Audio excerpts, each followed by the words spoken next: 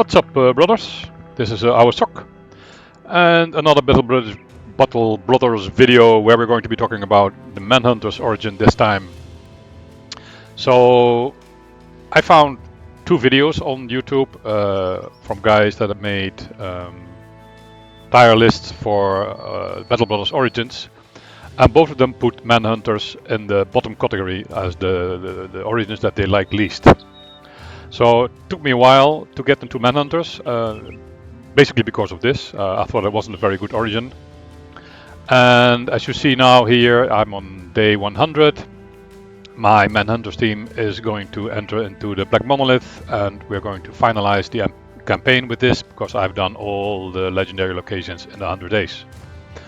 And I completely disagree with the assessment of the other two YouTubers, and I think Manhunters is an absolutely brilliant origin. It's in my top 3 together with Peasant Militia and Tough Cool Cultists, because it brings a whole new range of mechanics, new strategies, and it feels really fresh. While there are many other origins that are just basically very much resembling the basic, the vanilla Battle Brothers origin. So Manhunters really brings new stuff that you have to think about, and new mechanics that are really interesting to figure out. So let's have a look at these at the description of the origin. So you have a 25-man team, and there must be more indebted than Manhunters. And when I say Manhunter, I mean non-indebted. Because if not, then if you have an equal amount or more Manhunters, then they will get a morale hit. You can deploy 60 men into fights, and again here you have to have more indebted than Manhunters, so like 9-7.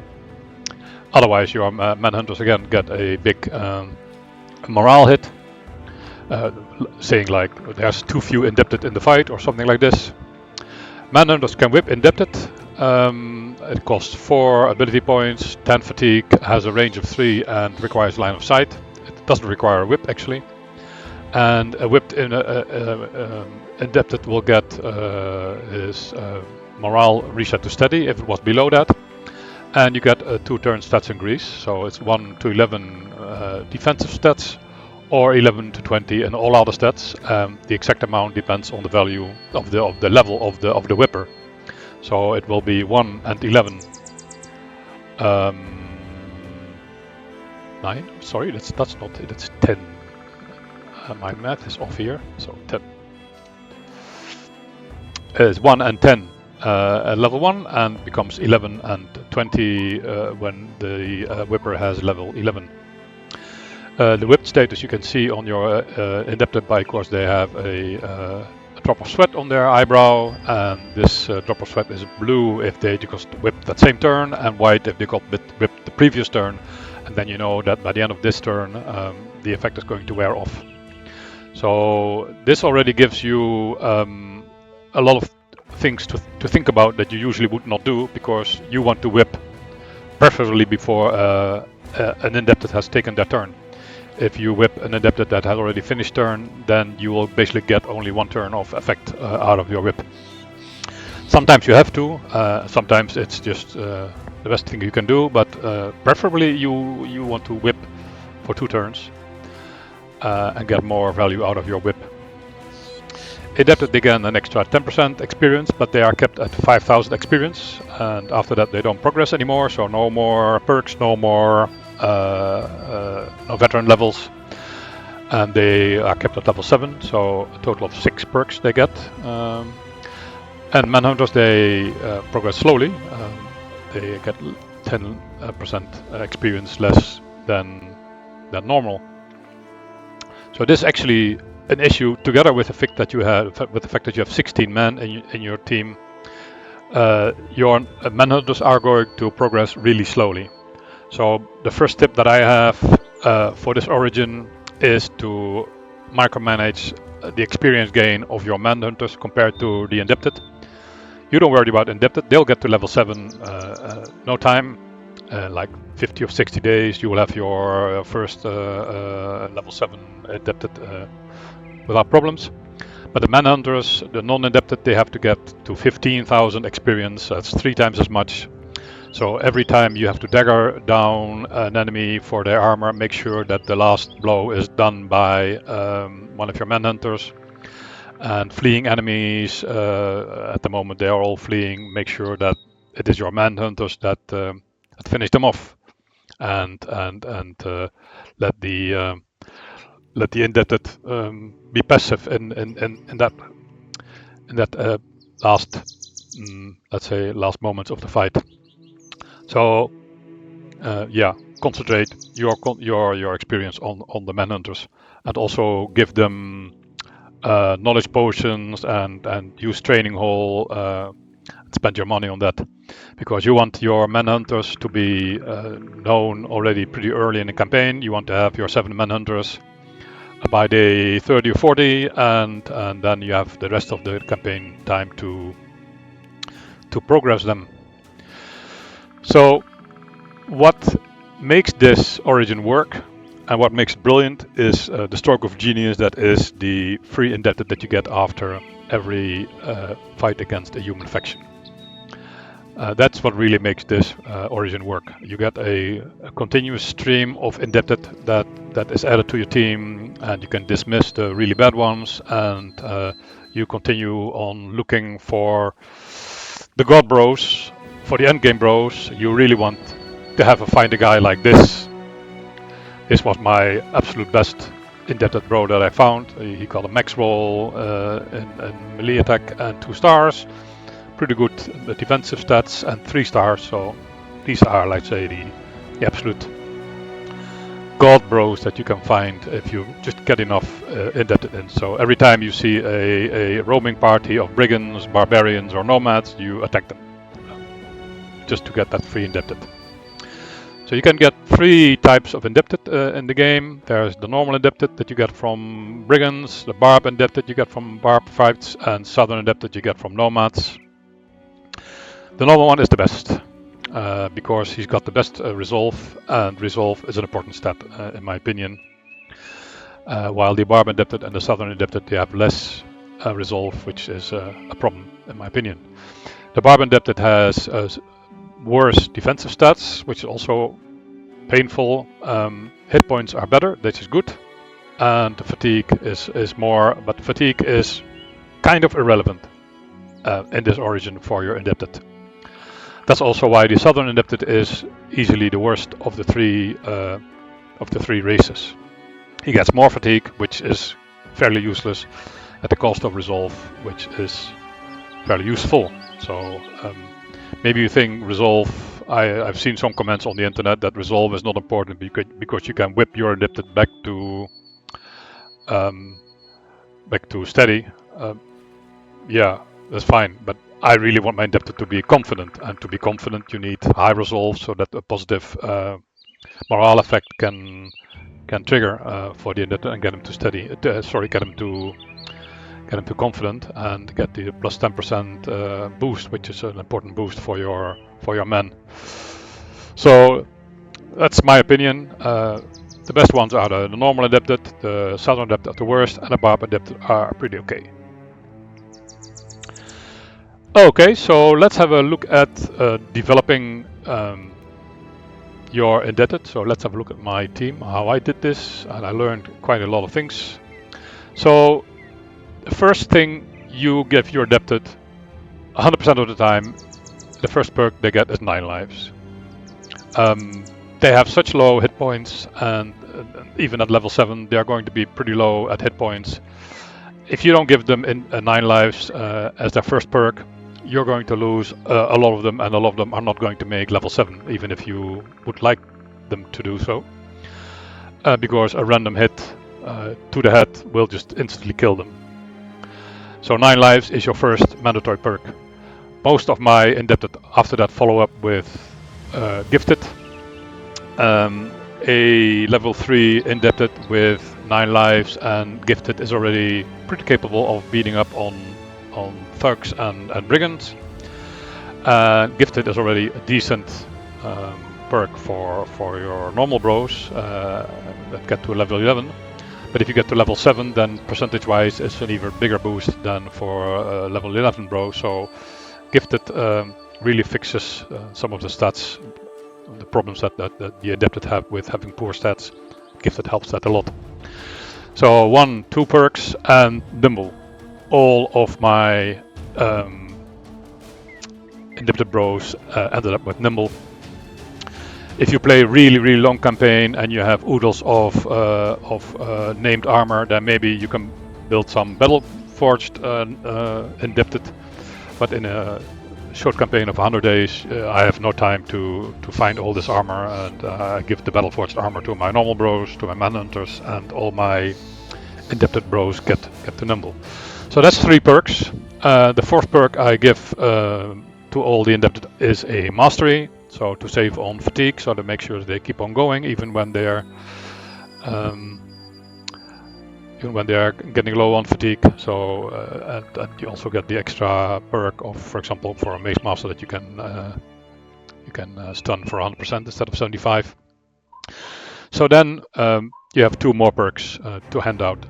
So in my opinion, for Adapted, try and build 2-handers, because 2-handers are the least perk hungry. Basically with 9 lives, Gifted, Nimble, and a Mastery, you have already an operational bro, an operational 2-hander. Most of the time I would give them Pathfinder. You need at least 4 or 5 Adapted bros with Pathfinder, otherwise the Kraken becomes too much of a struggle. You really need Pathfinder in that fight. And the 6th perk can be something like Fortified Mind, or Adrenaline, or Quick Hands, or Rotate. Rotation is also pretty powerful to bring Adapted bros whose 9 lives has already triggered out of the danger zone. I would not give them Underdog ever. Your Adapted are going to have really good melee attack with the plus 20 bonus they get from whipping, but not that good defensive stats. So you are really trying while you're fighting to have your Adapted outnumber the opponents or 1v1 them, and try to not get them surrounded, because they don't fare very well being surrounded. Because their defensive stats are just not that great, and they are quite fragile. So yeah, Underdog is going to be useless if you are not engaged with more than one opponent and you don't want to be. So don't get Underdog, in my opinion. If you give your Adapted student, you can get, besides Nimble, 1 other perk from either of these groups. So for example, this brother, he had Iron Lungs, so I think my idea was, okay, I give him Berserk and I give him Quick Hands so that he can trigger Berserk and hit twice and use the pole mace if necessary. This ended up being not very good, this idea. So Berserk is just not that great in a 16-man team. So if you're in a build where you only have 6 perk, then and with Berserk having just like 25% less value overall, you really you should probably not grab Berserk. So let's have a look at this guy, for example. 80 days, 59 kills. So here's another 117 battles, 92 kills. 111 battles, 86 kills. So less than 1 Berserk per battle. So that's how bad or how dubious Berserk is. I would recommend Berserk on this guy. This was a polearm backliner. There you have the space to. This is a perfect build for a polearm backliner with Pathfinder, polearm mastery, and Berserk. That works perfectly. So, but for all the others, your frontliners, you are probably better off getting something like Fortified Mind, or Quick Hands, or Rotate, or Backstabber if you have good defensive stats, but poor offensive, I think that's better use of your perk rather than Berserk. So I think in general, what I've learned, try and give all your adapted a two-handed weapon. Even a cleaver or even this guy worked pretty good, by the way, the Mace Duelist. My stun bot with Duelist and Mace Mastery and Recover, he was pretty effective. But try and give all your 6 AP weapons to the Indebted. They build two-handers. They are easy to build. They're not perk hungry, and they work very well and are pretty good. I think you should try and build your support, your Manhunters, with 4 or 5 AP weapons, so that they, for them, it's easier to reserve for AP to whip here and there. So, for example, your banner, he's going to be whipping twice per turn, a lot of the time. I didn't. This guy had a really bad, or I didn't develop his melee attack. I think for the next time I would do that. I would try and give him more melee attack and polar mastery. So sometimes he can attack and whip, but most of the time he's just whipping twice. Because your Indebted are such glass cannons, you should build like 3 tanks if you can build them, if you can find them. So I had 1 good tank, 1 reasonable tank, 1 a hybrid between a tank and an offensive unit, and with 4 AP weapons. Also, this guy has a 4 AP weapon. If anytime he has 4 AP left and no enemy to strike, then he can whip. So if you have your Manhunters with 4 or 5 AP weapons, then they will often be able to whip an Indebted back into shape, and I think that's the most flexible way to set up your team. I also had a thrower in the back line, so also 4 AP attack and plenty of opportunities to whip if necessary, if there wasn't a good target to throw an axe at. So yeah, that's how I would build my roster. I did not build a dedicated whipper. I think your Manhunters are much too precious. They are the only ones that get 10 perks. So I think it's kind of a waste to just use a guy for whipping. So I would try and build your Manhunters in a little bit more flexible way and allow them to whip when needed. So, for example, one thing I gave them less is going to be quick hands. So my two-hander doesn't get quick hands. If Berserk triggers, which I don't have yet because I don't have level 11, if Berserk triggers, you can use the extra AP to whip, and instead of quick handing to another weapon and hitting. So I think quick hands gets a little less value in this origin as well as Berserk. But with the 10 perks, I mean, I'm sure you can find room for Berserk in your normal bros. So that's how I would build my roster. That's my way. That's the way I did it. No dedicated whippers, but try and build your men flexible so that they can whip or not whip depending on the situation.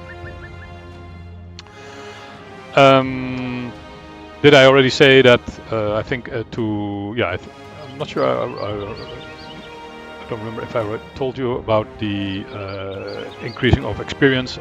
If you go in with a 15-man team, so 8 Indebted and 7 Manhunters, that means that your Manhunters will gain about 6 to 7% extra experience that will help them progress a little bit quicker.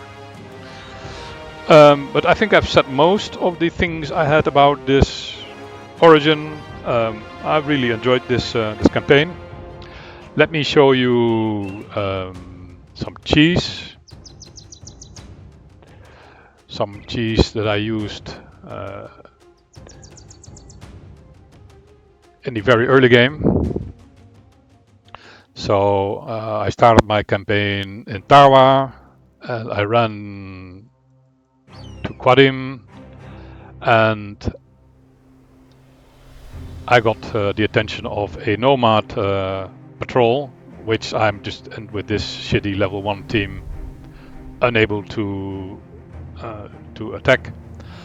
But what I do is I bring them in contact with a southern army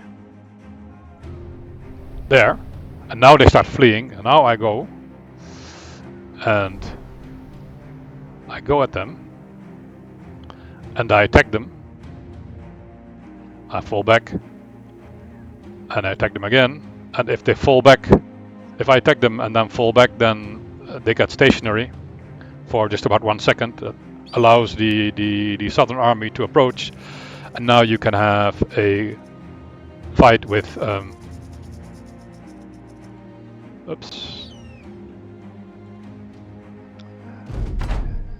you can get a three-way fight. You could just get out, you enjoy how the nomads are being slaughtered, and at the end of the fight you will get your free indebted. Obviously you will try to kill at least one nomad, so then you get loot from the fight. But even if you don't kill any enemy, you will still get your free indebted. So that's what I did in my campaign. I 2 or 3 nomad roaming parties I killed this way for a couple of free indebted. That saved me some money and allowed me to get my team bigger pretty quickly in the campaign. You have to be very careful when you try and kill, participate in the fight, because of these bastards. The friendly fire, they will just one-shot your men without problems, so you have to make sure that you don't get into the friendly fire of the gunners. And another thing that these conscripts might do is to rotate you into and make you engage with a nomad that you don't want. So make sure you are not close enough to get rotated in, and not close enough to get blasted by a gunner. And that's all. You will get a free indebted, and that will help you in the early game a decent lot. Okay, so that was my cheese tip. I ended up going into the Black Monolith, losing 3 indebted and my tank, but I came out victoriously, and I ended the campaign at day 100, having completed my objective of all legendary locations in 100 days. I mean, you don't have to play like this. I mean, you just can have a long campaign and build some more battle-forged, indebted, and get a much better team of Manhunters than I got. Just how you play how you enjoy most. But this origin is pretty interesting. I really enjoyed it, and I recommend it that you try it as well. And hopefully, with these tips, you get an idea how to play it optimally and how to enjoy this origin the most. So that was it, bros. So thanks a lot for watching, and I hope you enjoy the rest of your day. Bye bye.